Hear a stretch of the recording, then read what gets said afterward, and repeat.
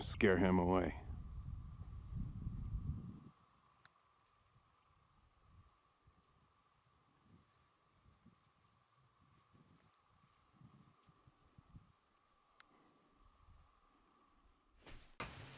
Back for another day.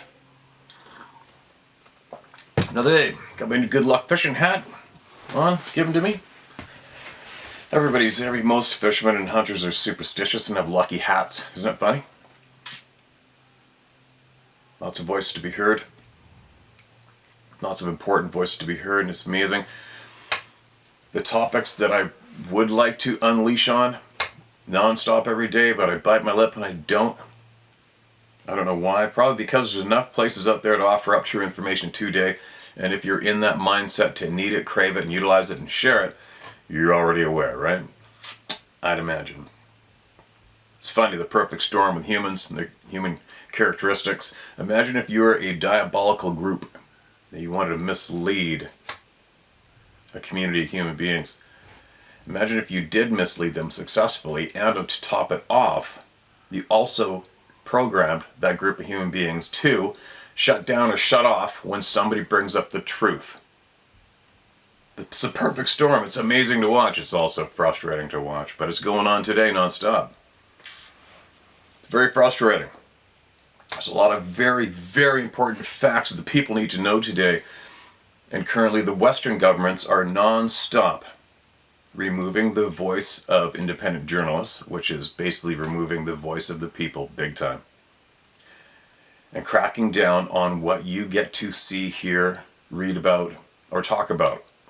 And it's going on non-stop, picking up speed. And the majority of the people, I don't know how many here, are basically unaware, don't care, and it doesn't really affect them, or else maybe they possibly don't want to acknowledge that it affects them. That's probably more like it, right? Anyway, before I start babbling down that road, let's get some voices heard from some important people who are coming forward with courage and honesty, first-hand knowledge and experience of what they didn't ask to see and experience. Here we go. Yeti experience while in the Peace Corps in Nepal. I'd love to go to Nepal. I'd love to be in the mountains over there with a guide whose family has been there frickin' hundreds of generations, and just sit and talk and look at the valleys and the sights. That'd be so cool. Hi Steve, I've been listening to your channel for about 2 years now. Kind of stumbled upon it, and find it equally interesting and reassuring that there are others who have witnessed or experienced Sasquatch / Yeti / Bigfoot. Please just use my first name, Debbie. I'm not in a position that my full name can be revealed. I wish that wasn't the case, but it is. Totally understand, Debbie. I got you. We got you. My encounter is brief, yet has stuck with me my whole life since. In 1997, my husband and I were in the Peace Corps, volunteering to do some good in the world. We were posted in Nepal, in Dolpa, one of the most remote northern areas, high in the Himalayan mountains, around 10 to 12,000 feet above sea level. Darpa borders Tibet. The area was closed to tourists at the time, very remote, but since we were Peace Corps and stationed there, we were permitted to hike / trek to rural towns to do our job. We lived among mostly Buddhist people who were honest, hardworking, wonderful people. Wonderful, beautiful, and peaceful people. We had lived in Nepal, Dalpa, for several months and had been on a trek to conduct healthcare and services to local community, healthcare workers in very remote villages. I'm a pediatric nurse, so I would teach safe birthing techniques and care of infants and children, especially for burns and diarrhea, gastroenteritis, and dehydration. We'd trek for 2 weeks at a time, sometimes hiking above 14 to 15,000 feet above the tree line. It's very remote. The nearest village would be a day's hike in between, and the very occasional tea house or lodge every 2 to 3 hours along the trail.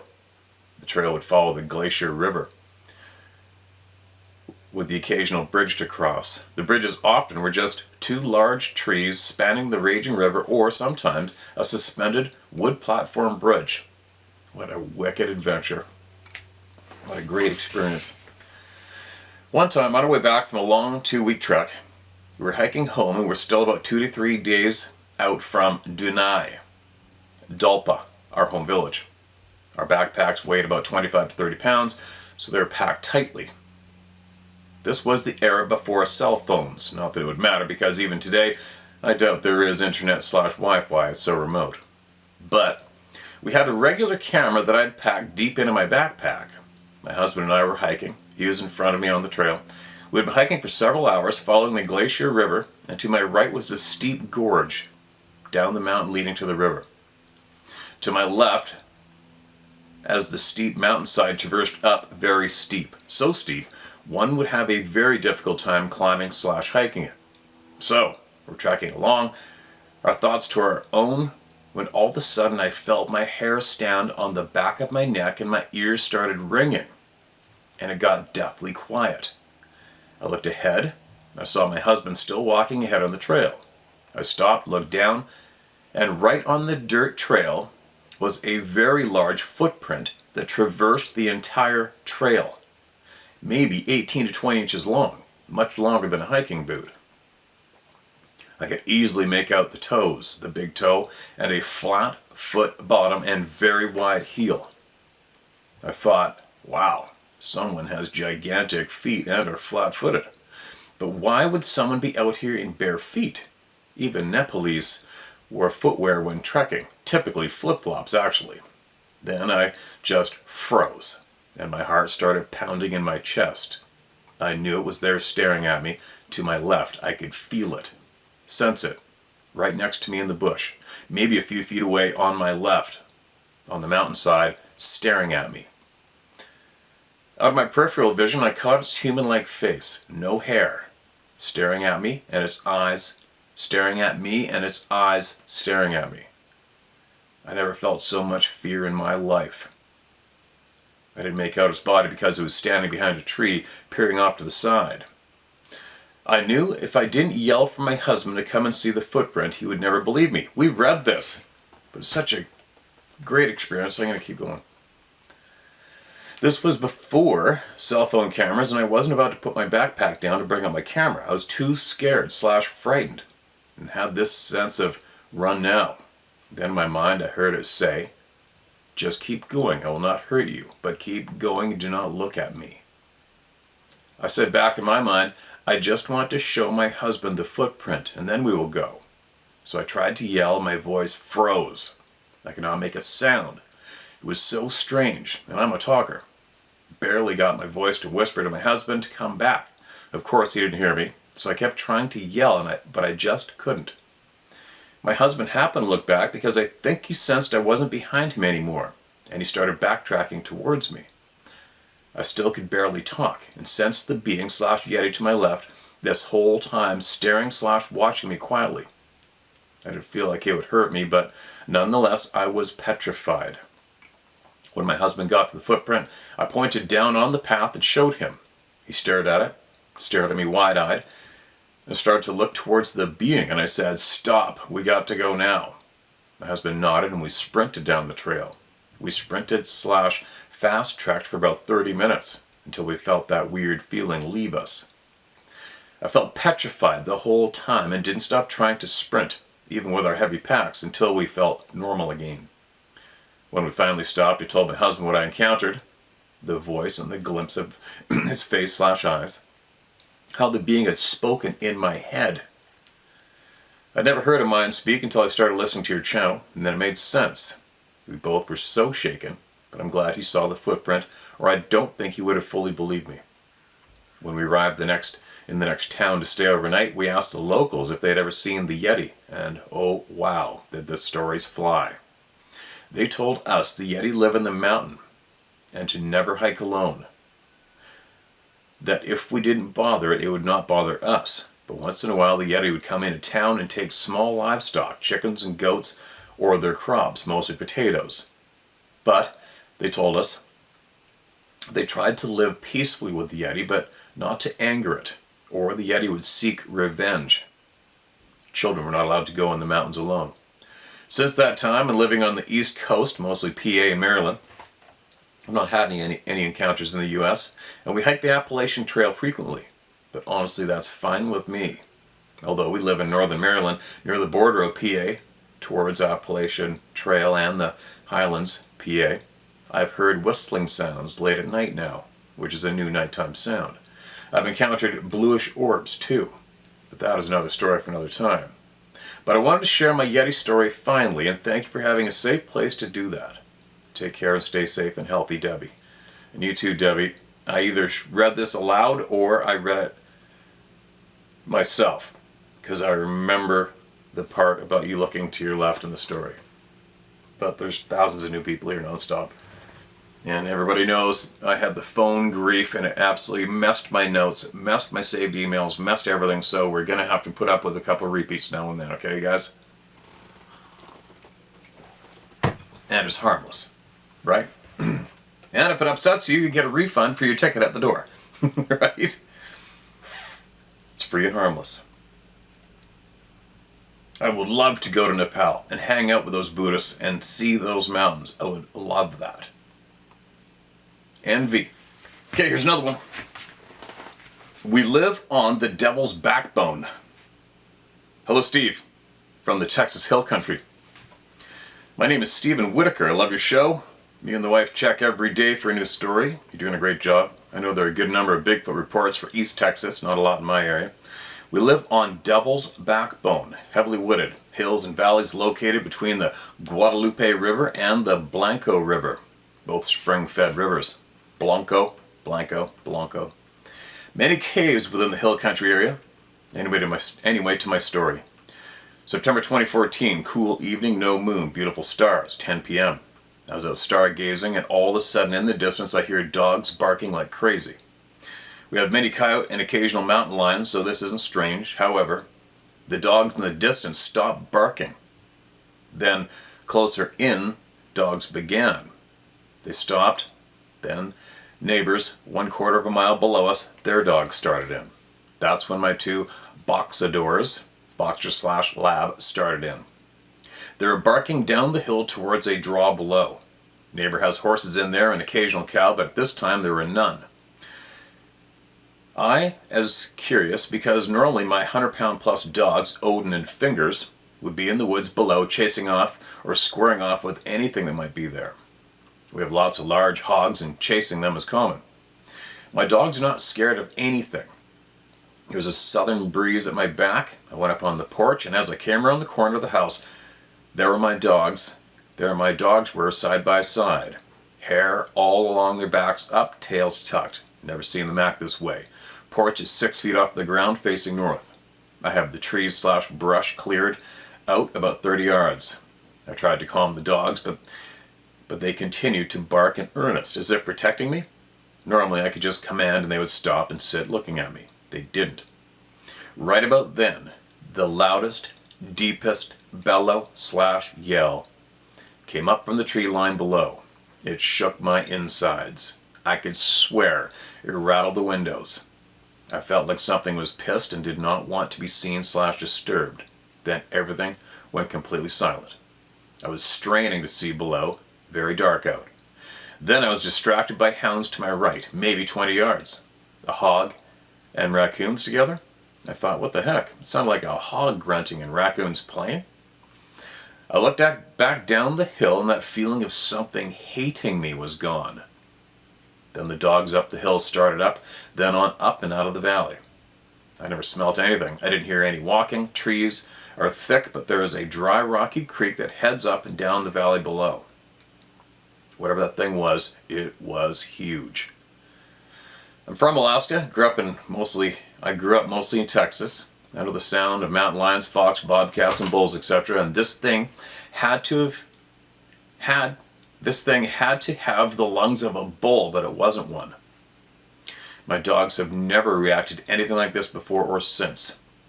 More recently, I listened to a recording of supposed Sasquatch in the Sierra Mountains talking. That was exactly the sound I heard of hogs and raccoons. Sometime later, over a year, my son needled me into reporting to that website. I was surprised a gentleman contacted me within a couple of days and scheduled a visit within a couple more. He stated he was an ex-police, border guard, and ATF. He told me he couldn't, he couldn't say what his present job was. He interviewed and walked the property with me, He was very professional and had that air of military. My father-in-law was retired Air Force, as was my father, Navy and Air Force. I know the cut. I'm an educated man with a master's degree. I lived on 3 continents, Asia, North America, and Germany. Been chased by protesters in South Korea, watched the wall come down in Germany, traveled to Eastern Europe when the communists were still guarding the fences. I've seen and heard a lot. Nothing ever troubled me more than that yell and the hate I felt coming up from the woods. Nothing concerned me more than how my dogs reacted to whatever was down there. Nothing freaked me out more than being distracted by one to the right while the pissed one moved on. If you read this, thank you for taking the time. Thank you for being a conduit, the conduit you've become. I plan to buy your book. I figure maybe I can support your effort a little by doing so. Hope others feel the same way. Use my name, Stephen Whitaker. Stephen, I absolutely appreciate you, man, and the kind words and coming forward. That's pretty interesting, right? You contact that website, and a person with that description comes to the call. I don't trust anybody that can't tell me shit. I had somebody contact me, it was a couple years ago, claiming to know a whole pile of stuff. Had another person knew a whole pile of stuff, government affiliated, blah blah blah.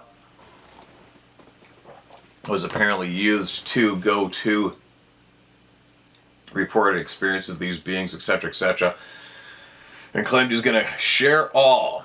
And I said, oh yeah? Okay, well, who paid you? What was the name on your paycheck when you got paid to do all these things? And he said, well, I can't tell you. Okay, see ya. I'm done. That's my stance with the people who can't tell you something. Now, moving along. Listen to this. This is titled, The Roar Made Me Dizzy. Hey Steve, been watching your videos, and bro, I love how you are real and don't give a shit about what people think about the Sasquatch topic. Thanks, man. Appreciate it. Had an experience while camping at Lake Cachis, Washington, just past Snoqualmie Pass in October 2017 that changed my life. I've been looking feverishly on YouTube and the internet for answers ever since. My girlfriend and I had just finished cooking a ribeye, shrimp, corn on the cob, and garlic bread over our campfire, putting everything away after dinner, and just standing there admiring the quiet night overlooking the lake. It was about 10 p.m. when all of a sudden this sound came from, I'm guessing, about 100 feet back in the forest line from our camp that shook me to my very being. It roared with the sound of like a hyena cackle, and then followed up by a howl that was in 3 different octaves at once, low, medium, and high, with a vibrato lasting, I'm thinking, total 20 to 30 seconds. It was so incredibly loud. I felt all of a sudden off kilter and a bit dizzy. I've never heard anything like this in my life. And I'm 55 and have camped and hunted in the Northwest all my life since I was a teenager. I don't know how to explain this sound, because every time I do it, it seems to cheapen the actual event. Maybe that's what it means to be at a loss of words. Anyways, my girlfriend looked at me and said, honey, that was the most beautiful thing I've ever heard. And my instincts was like, what the hell, let's get out of here. I said, no, let's go. And I, with my 44 mag and flashlight, scanned the forest edge as I urged her to hurry, putting our stuff in the truck to leave. We eventually left, but leaving our tent, chairs, tables, etc., and only took the most valuable items. As I said to her, we will come back tomorrow and get the rest. Well, we got in the truck and I was so shooken up that I was having a hard time finding the little road out where we came in off the lake bed. Finally made it home in North Bend, Washington, and the next day went back up and nothing was disturbed. We were the only campers out there in the middle of the week. This changed my life. I did not believe in anything like this before, and still to this day searching for answers. I did not see the creature that made this sound, but only heard it, and the power was amazing. It was like he or she was showing us its power and prowess, telling us to leave, and we did. Being the only campers on this huge lake at the time, why did it pick our spot? question I ask myself daily. Thanks for your time, and please get back to me. I would love to talk to you if that's an option. I know you're busy, Jim. Okay, Jim, I think this was sent a while ago from this folder I found it in. If you're still here, I hope you are learning and picking up some knowledge from here to help you somewhat understand as best you can what you heard, right? And one thing guaranteed, if you've been listening to all this for a while, you know that you're not the only one, right? If you are still watching this channel, and you have learned some more, get back to me, all right? Email me again and get us updated. And I don't know why they picked that spot. One thing for me with the various reactions and the places this happens, the places and the people it happens to, the people are absolutely intimately familiar with the area they are in. They've been there for years on end, never had anything happen, and all of a sudden this happens. For me, that tells me that whatever that thing wasn't here full time and possibly had never been there before. That's what I'm thinking. Maybe possibly came across humans for maybe even the first time, scared the shit out of them, and they wanted those humans to get away from them. Maybe. Maybe. Excuse me. This one's titled Vancouver Island. It hit the car. Hello, Steve. Firstly, thanks for the great YouTube videos regarding whatever these creatures are and supporting the few that have had experiences. My story isn't as spectacular as the ones you've read on the videos. However, my story is local here in Vancouver Island. I can say with great certainty, I was not a believer, or hadn't even given BFs much of a thought until the summer of '79.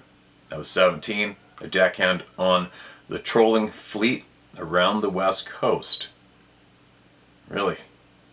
So I was 17 and deckhanding too, but just a few years after that. A skipper, who should remain nameless as I don't have his permission, he called me at home and asked me to meet him in Winter Harbor, as his deckhand had become ill. It was agreed I'd rent a wreck back then, and drive up. And the sick deckhand would bring it back to Nanaimo. It was a bright sunny afternoon driving up, clear and warm. I was past Holberg and was on the gravel logging roads heading to Winter Harbor. The roads are wide for logging trucks, I'd say at least 14 to 16 feet wide, but the sides were thick with alders. I'd just come around a corner and spotted something coming out of the alders, say 50 feet in front of me. I thought, damn, that's a big friggin' bear, and started to slow down. And blinked again, and I couldn't believe my eyes. At the same moment it took me to blink again, it took 2 steps and had cleared the opposite side of the road 16 feet. I'd slowed to a crawl now, and I was pretty much at the same spot where this thing had entered the alders. Out of nowhere, I hear the snapping of wood, and a good-sized piece of alder and branches hits the hood of the car. Guessing, it looked to have been 4 to 5 inches in diameter. I didn't see the thing throw it. The bush was too thick, and by now, I was pedal to the metal, spraying gravel and rocks and didn't look back. It's not much of a story, Steve, but I can tell you, there isn't any time now that I don't get that extra heightened sense of awareness when I'm out on a hike. I'm right there with you, man, and said everybody here that reported in. I wish I had never seen it. Sometimes I can absolutely agree with that. I've told a few folks, family, about it. Of course, it just gets laughed off. I hope they never have to experience such a thing. You can use my name if you like. I'm pushing 60 soon. What do I care what others think? Jim Hughes. Good man. You're a free man. You're a free, brave man to be able to not care what anybody thinks. That's key. It's key to living a good life, as far as I'm concerned. And I wonder, I don't know when you sent this, but I wonder if you have ran across any other people since that have seen it as well, right? I was going, I'm definitely familiar with Winter Harbor. Excuse me, a commercial fish. I went all the way around the whole island, just as probably every one of us did, right, that worked on the boats. We spent a lot of time fishing off Cape Cook, just south. And I was driving to, where was I driving to? Fair Harbor. Driving to Fair Harbor a few years ago to go guide for a friend of mine who owns a sport fishing lodge in Cayucot. And there's a river that dumps in, I think it's the Tassish River, that dumps in to the right. What would that be? East of Cayucot, I guess. And late season, they take the Zodiacs up there for late season coho. And people go up there and fly fish. And they take it up the river. And that's where my friend got roared at. And he was with one or two guests. They were way up the river, walking up the river. Got the blast from the timber right there. And they were out of sight of the other guests, which were something like 200 or 300 or 400 yards back down by the Zodiacs. By the time they got in view of them, they had all of them had already jumped back in the Zodiac to get the hell out of there. That's how terrifying the sound was. And he's got that's his job. That's what they have to do. They're booked to go there. They went back there the next day, and there was a log with the root ball on top jammed into that pool that he was at when he heard the scream and the timber on the other side of the pool, jammed in the middle of the run, straight up and down in that river. Imagine the power it would take to do that. And then it was just after that, excuse me, he was texting me while I was making a video. I showed you guys the text. His native guides were out shining lights at elk and caught one of these beings in the light, only like 30 yards in front of him in the alders, and it started going ape shit, ripping the alders apart, screaming. They were terrified, and they were texting him right away, and he was texting me about it. But basically the whole island, from one end to the other, has got sightings. It's the way it is, right? And if you got people laughing at you, send them this video. Send them this video so they know there's literally tens of thousands of people seeing the same shit. Who's going to get laughed at in the end now, right? Anyway. Who's next? I got to get moving. I got to start traveling today. Alright. This one's titled, He Recorded It. Alright. Hey Steve. I love what you're doing. Enabling others to speak about... Oh, there go the dogs. Sorry. Enabling others to speak about what they saw. For no personal gain for you. Also, I'm jealous of where you live and hunting 24/7. Anyway, here's my encounter. My name's Jason. Feel free to use my name. I'm an avid hunter. I was at a buddy's camp in Liberty, Mississippi. I usually make a hunt late in the season with this particular person. I usually kill a good buck. I did kill Saturday morning a nice 8-point, which counted as one of his bucks. So he put me on a box stand they called the clubhouse because it was about 8 foot by 6 foot, only 2 feet above the ground on cinder blocks. It was very cold with sleet, rain, and wind about 30 miles per hour. I only had 2 windows open, one on the left and the other on my right, watching 2 food plots. About 6 turkeys came walking into the plot to my right. As I was watching them, their heads went up, and they were looking at something behind my stand. They suddenly ran back the way they came. Left me thinking what happened because I know they didn't smell or see me. All of a sudden, something hit this box stand right at my back. It was so loud and hard that it shifted this big stand on the blocks. I never heard any footsteps come or leave, so I figured whatever it was standing outside, close to the door, I may add. My body was numb. I sat on the floor and peeked an eye out of the corner of the open window, instead of just opening the window behind me. Just so you know, I'm saying windows but it is really plywood. You pull the rope and it opens the plywood at an outward angle, if that makes any sense. Totally got you. If I had to guess what could hit that stand so hard, I would have said maybe a doe being chased by a buck. I ran into the stand at 50 miles an hour. About 10 minutes after the hit, I heard a wood knock on the ridge behind me as plain as day. I eased out of the stand and looked around the whole outside to make sure no dead deer, nothing. I got out of there with the hair on my neck sticking straight out. The following year, my buddy who laughed at me heard a scream roar in the same area right after dark that had his little girl crying scared. He recorded it. and it is definitely too loud and long to be human. I have another encounter I'll share at a later date.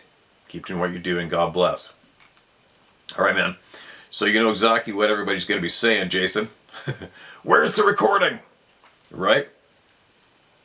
Everybody's going to want to hear that one. And what else do you have to share? So, you know what? I would be very interested to hear that nasty ass roar. We had one recording sent in from Alberta near Fort McMurray. Somebody getting firewood sent in, and it sounded absolutely ridiculous, terrifying. I don't know what video it's in. I guess I should mark them properly. But it's hard to post it up. Maybe somebody might remember where that one was, and I think it was over a year ago. And that sound was frickin' unbelievable. You wouldn't even be able to guess what the hell that would have been if you heard that firsthand, or what might be coming out of the woods behind it, right? Yeah, send it. Send that recording in if he would. I would imagine if he recorded, he's probably watching the channel. There's a good chance. And the world would like to hear. This question was titled, About 2 a.m. I was awoken by something. Dear Steve, provide an edited, enhanced version of my original text below. Please keep my identity confidential. I'm a university professor and research scientist. And what I'm about to share would likely be viewed as hearsay among most of my peers. Sad but true. Without a doubt. The scientific community is not too credible these days, is it? Unfortunately, due to a handful of bad apples. The experience I had took place during July of '92, a few miles outside of Bancroft, a small gemstone mining town in northern Ontario. Years earlier, a friend had introduced me to a beautiful camping area there, a single campsite on a small grassy mound with a fieldstone grill and a large white pine that was perfect for pitching a tent under. The site was accessed via a 2-track road that diverged from the main road at a 30-degree angle. The 2-track coursed through a grove of trees and began paralleling a river, which formed a gentle curve to the left about 100 meters from the campsite and dead-ended about 200 meters beyond near an large cylindrical pit mine that was no longer in use. There was a crude trail that led from the campsite to the back edge of the pit, and I surmised that the campsite was originally used by the miners when the mine was in use. The river flowed into a beautiful series of waterfalls about a half a kilometer downstream. A long series of rapids followed, which emptied into a much broader and deeper area that was ideal for swimming and cliff diving. My friend and I had a great time there originally, and after I got married, I decided to take my wife there to spend a few days over a holiday weekend. Unfortunately, the black flies were still a problem in the deep woods at that time of year, so we weren't able to take full advantage, but we had a good time nonetheless, and the trip was generally without incident. However, that changed on our third and final night. We had a dinner sat by the fire until about 11 p.m. and then went to bed. There was no moon that night, so it was particularly dark. We both drifted off to sleep quickly and normally sleep through the night, especially after a day of hiking trails. However, at about 2 a.m., I was awakened by something, and to this day I can't say with certainty what it was. I awoke to an eerie silence in the forest, and I had the unshakable sense that there was something big moving very near the tent. My first thought was a bear, but this creature was way too quiet to be a bear. I sat upright, grabbed my hatchet, my only weapon, listening intently to discern whether I was just imagining things or whether there really was something there. I could not smell anything. I could not see a silhouette against the wall of the tent. There was only the faintest of sounds intermittently that gradually led me to conclude that whatever it was, both large and bipedal, this conclusion was based as much on intuition as it was on the evidence of my senses. My wife awoke and asked me what was wrong. I whispered to her that I thought there might be someone outside the tent and urged her to be extremely quiet. As she listened, she became convinced that I was correct.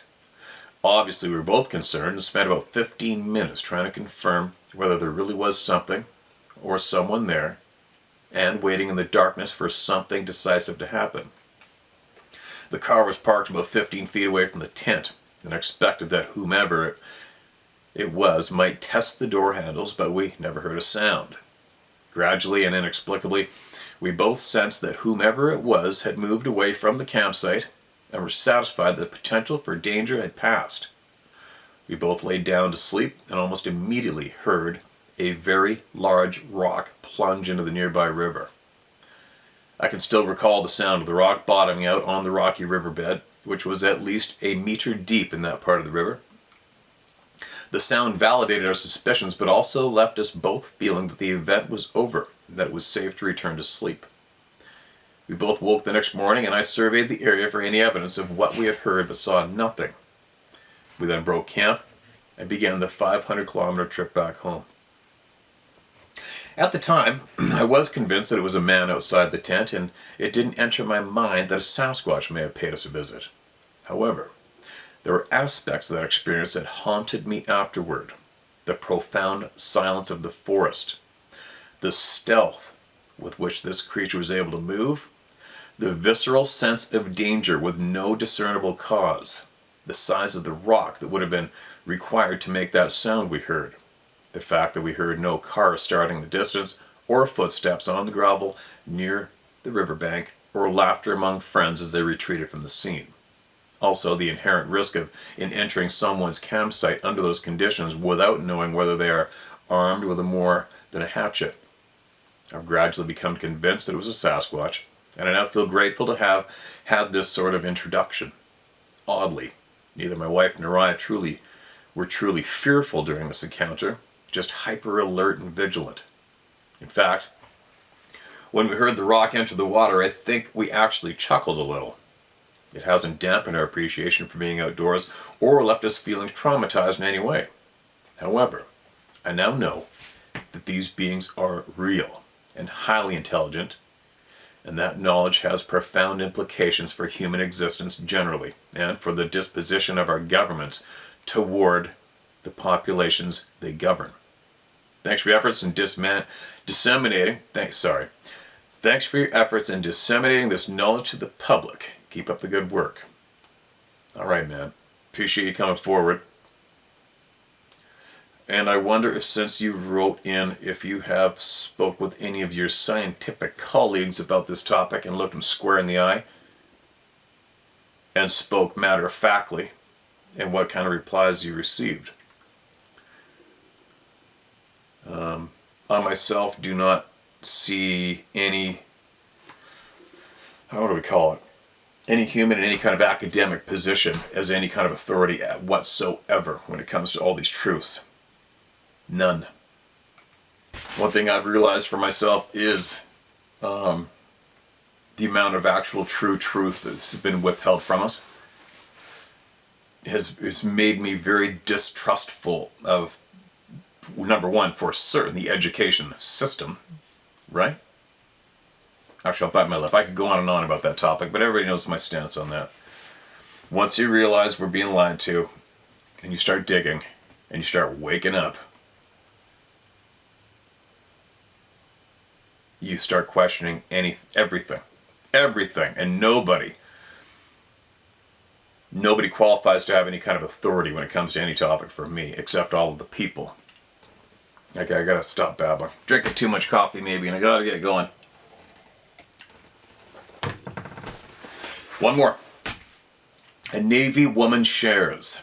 Hello, feel free to use my name. I am Brenda Burnett Hamblin from Kansas. I'm 64 now. My encounter took place when I was 26. I just joined the Navy, and after boot camp in Orlando, Florida, was sent to personal men training in Meridian, Mississippi. Up to then, the only info I'd ever read about, heard about, or watched on TV was the movie. I saw it when I was 14. The Legend of Boggy Creek. Never thought I'd actually be in that area of the country in my life. I couldn't watch the movie all the way through, though, and even then only through my fingers. Finally, I got so terrified I had to shut it off. I thought it was one of those scary B movies like the Blair Witch Hunt, and I never watched movies like those. Since this was, I thought, about an adult, I tried watching it. I never thought the movie was meant to be anything but fictional, but it was still terrifying. While I was stationed in the Personnel Training Facility in Meridian, I can send you a copy of my DD-214, one night I stood a late watch. When it was over, I wasn't tired, but was hungry, as I'd missed evening chow and the cafeteria was closed. No fast food nearby, no vending machines on premises at that time either. My roommate was awake when I got in, and she said I could borrow her car to find a fast food place in town if I wanted. It had been raining heavily earlier in the day, but was clear out by now, so I took her up on her offer. The only way into town was a 2-lane highway, bordered by heavily forested pines, all the way around the base and all the way to town. Nothing around but trees for miles. About halfway to town was a bar with food service, and a dance section that military personnel would frequent. Even though it was around 1 a.m. at this time, the bar was open, though when I went in it was empty, and the bartender was getting ready to close up. I told him I was trying to find some place to open to get a meal to go. He said he'd find something in the kitchen for me. He came back with a go box filled with the most delicious barbecue burnt ends and coleslaw. I think he had put it aside for himself for later, but he had a soft spot for military, so he let me have it. That was such a kind act, I've never forgotten it. I was now about 10 miles from the base, and as I'd driven about 2 miles from the bar heading back to base, I rolled the windows down to get a nice breeze. Refreshing, cool air after the rains. It hadn't started getting muggy with heat yet. It was pitch black out, no moon, and no other lights out there. I drove with my brights on, no other traffic anywhere. The highway curved a lot, so I wasn't driving fast, but I started to smell a really strong scent of skunk. So I slowed way down going around the curve, coming up, as I didn't want to hit a skunk or roll over a dead one and get that smell on my friend's tires. With my brights on, I was sure I'd see it if it was on the road, but I couldn't see nothing. But I could see nothing was on the asphalt. Then, about 200 feet ahead and to my right, I saw motion, so I slowed down to a stop. Now I was really close to it. I thought at first a bear had come out of the tree line and started to roll my window up, but 2 seconds later, saw it was no bear. In 3 strides, this mountain of hair, walking upright, went from the tree line to the middle stripe on the asphalt. When I say upright, his arms were swinging from side to side, not held out front like I'd expect a bear to do. I was an outdoor girl and familiar with wildlife, and this was no bear. As it stopped in the middle of the highway, it remained facing the opposite tree line. He turned his head to his left shoulder. He was standing facing to my left, so his left was closest to me. He was looking at his shoulder, and with his right hand was fluffing up his fur/hair as if primping. It was long and a deep auburn red color. If I had to compare it to anything, it resembled the long silky fur on an Irish setter, but one that was deep mahogany red, deep rich red, and shiny, as if the rain had washed him clean and he was showing off. That's what he reminded me of, a young buck primping and showing off. I say a young buck, but this fellow stood between 8 to 9 feet tall, lean, but muscled. He'd make any bodybuilder look like a gawky teenager. He faced forward again, raised his head, sniffing the air, and then turned his head only to look straight at me. When he stepped onto the highway, he was in my brights, so he was about 30 feet, I'm guessing, in front of the car. I saw him very clearly. His eyes were a beautiful deep gold color, not amber, golden yellow, and he had slits like a cat for pupils. His face had no hair around the major portion of it, and his skin was jet black. His arms were longer than a human's would be, and his hands covered in hair, but his fingers were not. And their skin was also jet black. I had to get a look at his feet, just an impression they were huge, because my eyes went back up to his face. I realized he was smelling the barbecue. I thought about tossing it out the window and taking off, but stupidly thought I hated to litter, so I waited to see what he would do. The facial muscles as he sniffed the air could not in any way be replicated in a fake suit. This guy was for real. This guy. At first I was in awe, amazed, and not until he stared right at me did I become really nervous. No doubt. Honestly, I've never felt I was in any real danger from him the whole time, but I was ready by then to throw the car in reverse to get out of there, as I couldn't get around him and didn't want to hit him. But he decided to walk on. He took 3 more steps and was gone. The tree line was far enough off that it would have taken a normal 6-foot-tall man at least 10 strides to get onto and off and again off of the highway and into the tree line. I knew he was still there watching, so I didn't wait around. I took off, and not caring about speed limits, took off at speed back to the base. My roomie knew something had happened. My roomie knew something had me shocked when I got back, but I never told her or anyone else what had happened. If you talked about things like that back then, the military would have insisted on a psych eval, and I may have got myself in some hot water. All those years I kept quiet until a few years back I opened up to my family. Of course they rolled their eyes disbelieving, but several years have gone by and I think they're beginning to believe me more and more as the people open up to me to what they have seen. So I thank you and everyone who shares their encounters. I now live in Tennessee, way out in the country, and I'm beginning to suspect, from a visual setting I had, there was at least one inhabiting my or near my land. There have been a lot of sightings in this area. I'm not sure I'm ready for a repeat encounter though. Thanks again, BH. Alright, man. Sorry, man. Brenda, I absolutely appreciate you coming forward bravely. And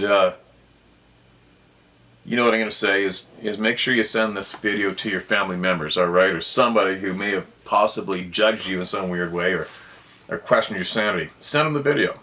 Let them know that you're not the only one and there's hundreds of thousands of people here, millions, interested in this topic because they want answers. They want to hear truth. And this is basically one of the handful of places where you can find truth from the people still while we still can, right? But that noose is getting tightened on us rapidly by the week, it seems, of how our ability to speak freely and openly about topics is coming to an end, it would seem. Here in North America anyway. It's unfortunate. But anyway, I gotta carry on. I got a lot of traveling to do. That fire on our highway, fire highways closed down the highway, so I have to take about a 2.5-hour detour of logging roads to get around, to make it to the ferry, to get to the mainland, and then I gotta drive another few more hours to go be with my friends. Family, friends. So there you go. Off I go. Share my story at howtohunt.com is where you can get your truth shared, if need be. And I'll keep this ball rolling on my travels, and I'm going to take you back up into those coastal mountains shortly, too. Be safe out there, you guys.